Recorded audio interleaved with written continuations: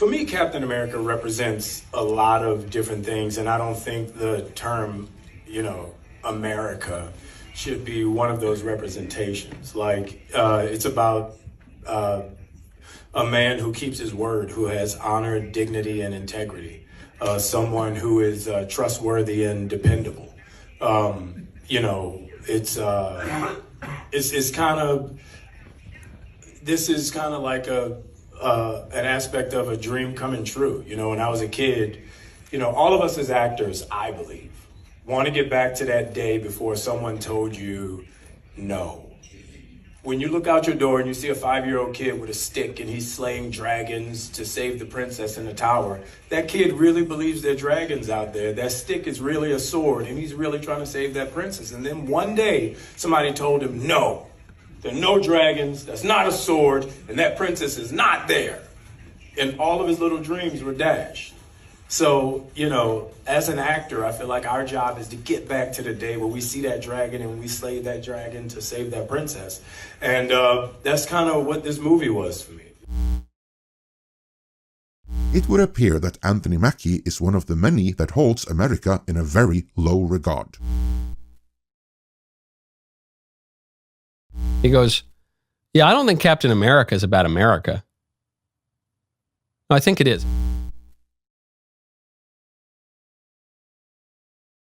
When promoting a Captain America movie, it would perhaps be better if he had kept his personal thoughts on that matter within the personal sphere, because this is not going to help the widespread perception that in its initial inception, Captain America 4 was always a bit anti-American.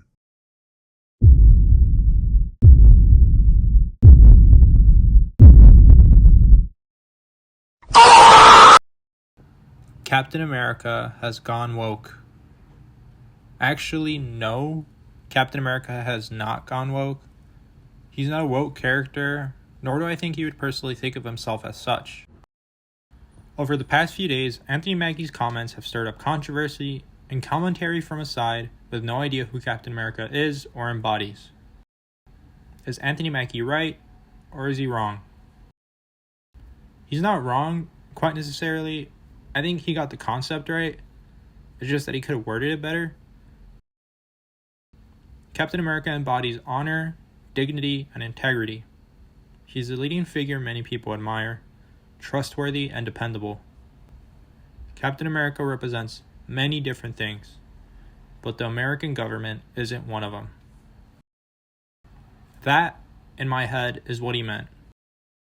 The folks criticizing Mackie have a surface level of understanding of who Captain America is. It seems like they didn't take the initiative to see what he could have been talking about at a deeper level, or bother looking up Captain America's history. Instead, their immediate response was to label this film and the new Captain America as DEI and woke. Does the person underneath the mantle need to exhibit the American government's view? If not, then what is Captain America all about? Does the individual make up the mantle of Captain America? Or does the mantle dictate the person?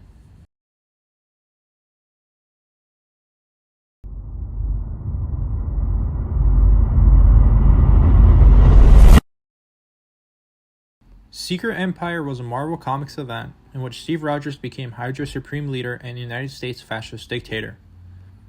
This iteration of Steve Rogers used his position of trust and authority to orchestrate a takeover of the United States. He declared martial law and established Hydra as the ruling power. This created a dystopian world where freedom was non-existent and dissent resulted in the persecution and death. Throughout the event, it was revealed that Red Skull rewrote reality with a sentient cosmic cube named Kobik, rewriting Steve Rogers' history and transforming him into a Hydra sleeper agent. It wasn't until the end of the story that the real Steve Rogers was freed from the Cosmic Cube and confronted his false and twisted Hydra counterpart. He ultimately defeated him, restoring the world to how it was before this Hydra nightmare. Secret Empire highlights how comfort, obedience, and blind trust erode freedom, paving the way for authoritarianism. It also illustrated that even individuals exhibiting noble characteristics can become corrupted. Secret empire put forth 2 men. Steve Rogers, a man who stands for freedom, justice, and democracy, whose moral compass is rooted in empathy, compassion, and selflessness. A man committed to fighting the battle between right and wrong, even when it is difficult and unpopular. He is a man who believes in the ideals of America, even when the country falls short.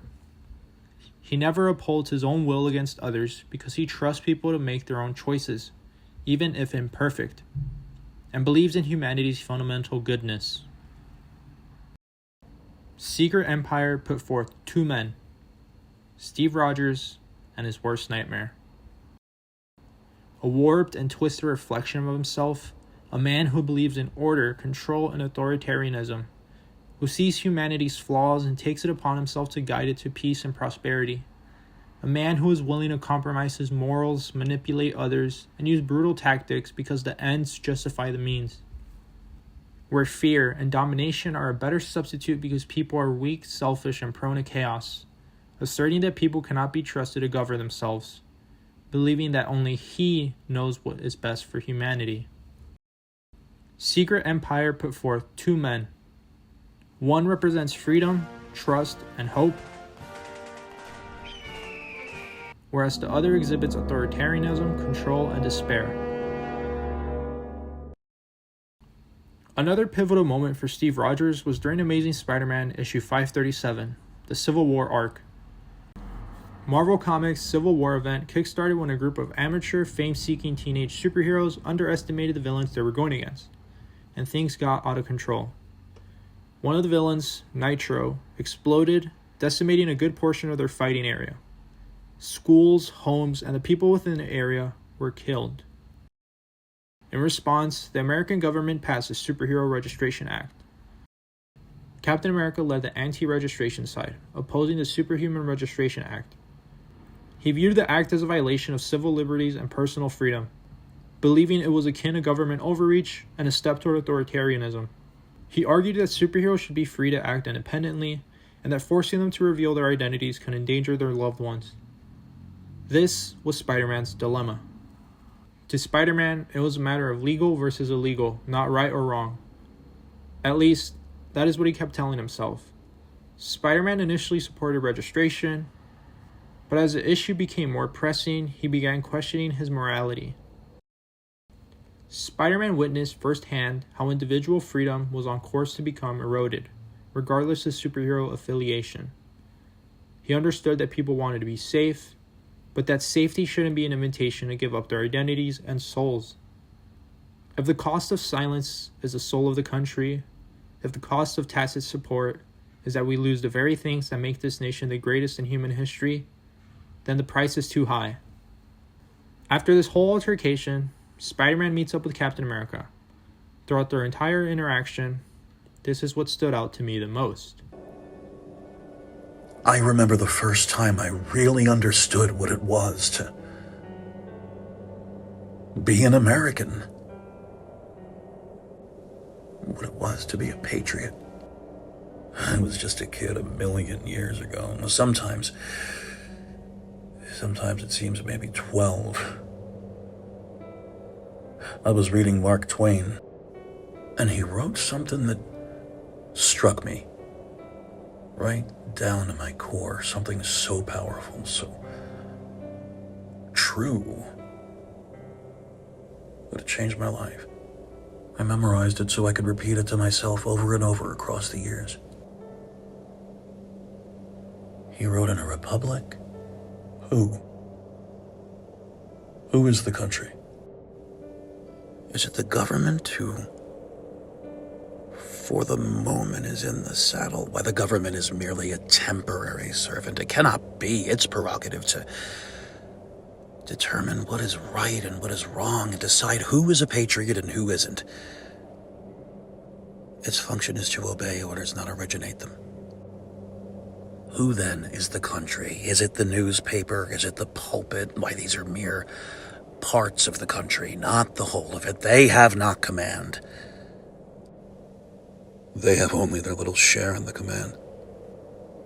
In a monarchy, the king and his family are the country. In a republic, it is the common voice of the people. each of you, for himself, by himself and on his own responsibility, must speak. It is a solemn and weighty responsibility, and not lightly to be flung aside at the bullying of pulpit, press, government, or the empty catchphrases of politicians. Each must for himself alone decide what is right and what is wrong, and which course is patriotic and which isn't. You cannot shirk this and be a man. To decide it against your convictions is to be an unqualified and inexcusable traitor, both to yourself and to your country. Let men label you as they may. If you alone, of all the nations, shall decide one way, and that way be the right way according to your convictions of the right, you have done your duty by yourself and by your country. Hold up your head. You have nothing to be ashamed of. Doesn't matter what the press says. Doesn't matter what the politicians or the mob say. Doesn't matter if the whole country decides that something wrong is something right. This nation was founded on one principle above all else: the requirement that we stand up for what we believe, no matter the odds or the consequences. When the mob and the press and the whole world tell you to move, your job is to plant yourself like a tree beside the river of truth and tell the whole world, no, you move. Secret Empire illustrated the need for men like Steve Rogers, not those who imitate traits like him. In Civil War, Steve's unwavering moral compass was his guiding factor when it came to going against his country's laws. Just because the law says things are supposed to be this way does not mean the law is right. Steve Rogers played a monumental role in shaping the Captain America mythos, establishing the standard of what it meant to carry the mantle and shield. He embodied the ideals of courage, selflessness, and unwavering moral integrity.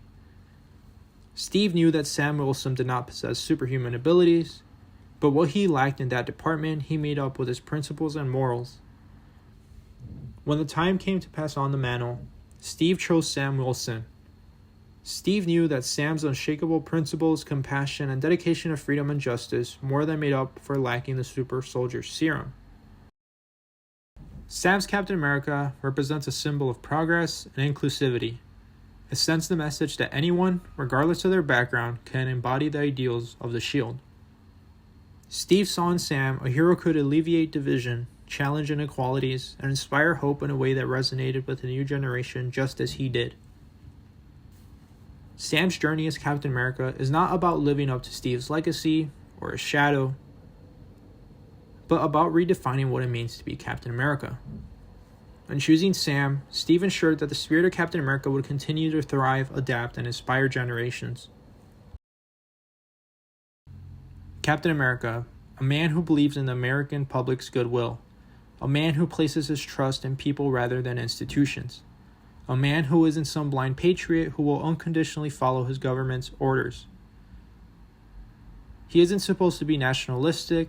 That is why U.S. Agent exists. We're talking about a man who can best be summed up as the person you want in your corner when things look bleak. When the cards are not in your favor and you're down to your last straw, desperately seeking hope. You look to him and say, yeah, I can't do this all day.